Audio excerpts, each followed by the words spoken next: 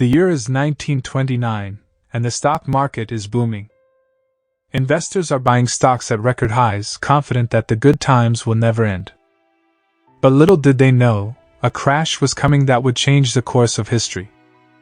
On October 29th, the stock market crashes, and the Great Depression begins. Millions of people lose their savings, and the economy enters a downward spiral. It was a dark time in American history that would take years to recover from.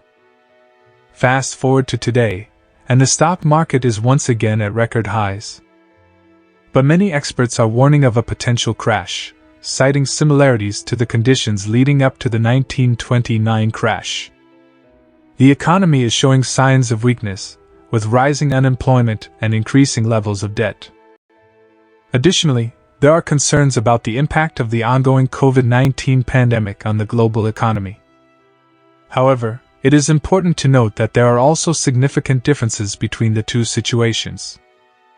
The Federal Reserve and other central banks have much more powerful tools to stabilize the economy and prevent a total collapse. Additionally, the banking system is much stronger and more regulated than it was in 1929.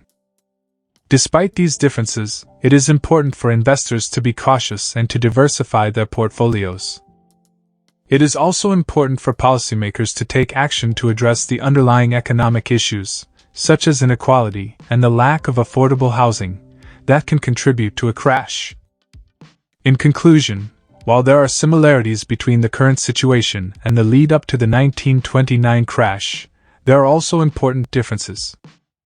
It is important to stay informed and to be prepared for whatever the future may bring. It is also important to remember that there is always a way to recover and learn from our mistakes. Thank you for listening.